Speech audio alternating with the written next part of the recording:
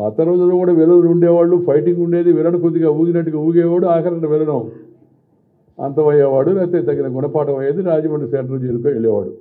ఇప్పుడు అట్ట కాదు, విలన్ నెగటివ్ క్యారెక్టర్ హీరో చేస్తున్నారు. చాలా తప్పు ఇది.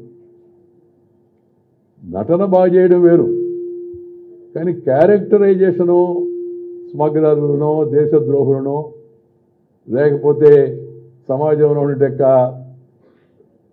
తప్పుడు విధానాలు పాటించేవాడనో మనం హీరోయిజం, అది హీరోయిజం అనిపించకూడదు, చేయకూడదు. అలాంటి ఆదర్శాన్ని పిల్లల ముందు పెట్టకూడదు. మంచిగా ప్రమాణాలు పాటించాలి, మంచి కథా సంవిధానం దానికి ఉండాలి, దాంతోపాటు మంచి నటులను ఎంపిక చేసుకోవాలి. ఇప్పుడు మళ్ళీ ఇప్పుడు పిలిస్తే మనకి రామారావు గారు, నాగేశ్వరరావు గారు రారు కదా. ఇప్పటికీ మన మురళీమోహన్ గారు ఇంకా యువ నటుడుగా కనిపిస్తున్నాడు మనం చూస్తూ ఉంటే. ఆయన చూసి కూడా మనం నేర్చుకోవాల్సి ఉంది. శరీరాన్ని కాపాడుకోవడం, ప్రతిష్టను కాపాడుకోవడం, అది మన చేతిలో ఉండే పని.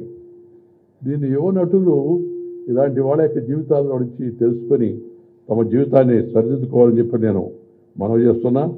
నేను ముఖ్యంగా చెప్పదలుచుకున్న విషయం ఇందాక చెప్పినట్టుగానే సినిమా సందేశాన్ని అందించాలి, సినిమా సంతోషాన్ని కలిగించాలి, సినిమా మానసిక ఉల్లాసాన్ని కలిగించాలి, సినిమా ఆ భావనలు కలిగించాలి. అంతేగాని సినిమాకి పోయి వస్తే అబ్బా ఎందుకు వచ్చేవారా బాబు ఆయన తలనొప్పే సినిమా ఓడమేం పోయేది, తర్వాత తలనొప్పి అని చెప్పని బాధపడుతుండేది. ఆ పరిస్థితి ఆగుడు. జుగుప్సాకరమైన అశ్లీలమైన పదజాలాలు కానీ సన్నివేశాలు కానీ సినిమాలో ఉండకూడదు. శృంగారాన్ని ఇంకా బాగా పండించవచ్చు. రామారావు గారు ఎన్ని సినిమాల్లో శృంగారమైన నటన మనకు అందించారు, మనకు చూపించారు. కానీ జుగుప్సాకరంగా లేదు, అది అశ్లీలంగా లేదు. అలాంటి పద్ధతిని అందరూ పాటించే ప్రయత్నం చేయాలా. వెగటు కలిగించే ఏదైనా తినాలంటే రుచిగా ఉండాలి, తీయగా ఉండాలి. మరి వెగటు కలిగించింది అనుకోండి, వెగటేసిందబ్బా అని అంటారు మామూలుగా. వెగటు కలిగించే సన్నివేశాలు, ద్వంద్వార్థాలు ఉండే సంభాషణలు ఇవి లేకుండా చూసుకోవడం మంచిది. అవి లేకపోయినా సినిమా విజయవంతం అవుతుందని చెప్పని సందర్భంగా మనవి చేస్తూ, అలాగే హాస్యం కూడా, హాస్యం జీవితానికి చాలా అవసరం. కొంత హాస్యం జీవితంలో ఉండాలి మామూలుగా. నేను మాట్లాడుతూ కూడా చెబుతూ ఉంటాను మామూలుగా. ఎందుకంటే హాస్యం లేకపోతే అది పరిపూర్ణం కాదు, లైట్గా ఉండాలి కాస్త.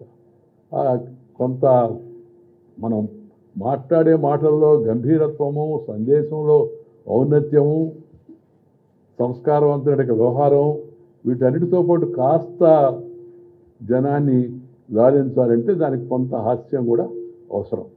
కానీ ఆ హాస్యం కూడా వెగటు పుట్టించేదిగా ఉండకూడదు. నేను ఎవరినో దృష్టిలో పెట్టుకొని ఈ మాట చెప్పడం లేదు. నటులుగా కూడా, హాస్య నటులుగా ఉండేవాడు కూడా చక్కని హావభావాలతో, చక్కని సంభాషణలతో, మంచి అర్థాన్ని కలిగించే వీటితో జనాన్ని సంతోషపెట్టవచ్చు, మంచిగా ఆవిష్కరించుకోవచ్చు. నేను మామూలుగా ఈ చిన్న పల్లెటూరులో పుట్టి రైతు కుటుంబంలో ఉండి రాజ్యాంగం ఉన్నత పదవి దాకా వెళ్ళాను. వెళితే నేను కూడా జీవితంలో మాట్లాడేటప్పుడు కాస్త లైట్గా ఉండేట్టుగా, ఎందుకంటే ఆ రోజుకి ఈ రోజుకి పరిస్థితి మారింది. ఇంతకు ముందులాగా నేను ఇప్పుడు గంభీరంగా 1 గంట 2 గంటలు ఉపన్యాసం ఇస్తామంటే వినేవాళ్ళు తగ్గిపోయారు. అటెన్షన్ స్పాన్ అంటారు దాన్ని, అది కూడా బాగా తగ్గిపోయింది. అటెన్షన్ స్పాన్ కూడా తగ్గిపోయింది. దాన్ని దృష్టిలో పెట్టుకొని ఉన్న సమయంలో మంచి సందేశాన్ని ఇవ్వాలా ఎవరైనా కూడా. అందుకని గ్రామర్ అవసరం, హ్యూమర్ అవసరం.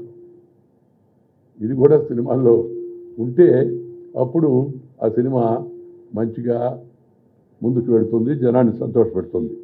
ఈ సందర్భంగా ఎక్కువగా ప్రసంగం చేయకుండా వారి ఆత్మకు శాంతి కలగాలని, సద్గతులు తప్పనిసరిగా వారికి భగవంతుడు ప్రాప్తింపజేయాలని, తర్వాత వారిని ఆదర్శంగా తీసుకొని నేటి తరం నిర్మాత కావచ్చు, లేకపోతే నటి కావచ్చు, లేకపోతే గాయని కావచ్చు, లేకపోతే ఇంకా ఇతరత్ర పాత్రలు నిర్వహించే వాళ్ళందరూ కూడా అలాంటి ఉన్నతమైన సంస్కారవంతమైన విధానాన్ని ముందుకు తీసుకెళ్లే ప్రయత్నం చేయాలని చెప్పి నేను కోరుకుంటూ, నాకు ఈ అవకాశం కల్పించినందుకు ధన్యవాదాలు తెలియజేస్తూ, నేను ముందుగా చెప్పినట్టుగా నేను మిగతా వాళ్ళందరూ ఉన్నారు, వాళ్ళు మాట్లాడేంత వరకు ఉండదేం నేను గోల్కొండ వరకు వెళ్ళాల్సి ఉంది కాబట్టి మీ దగ్గర సెలవు తీసుకోవడం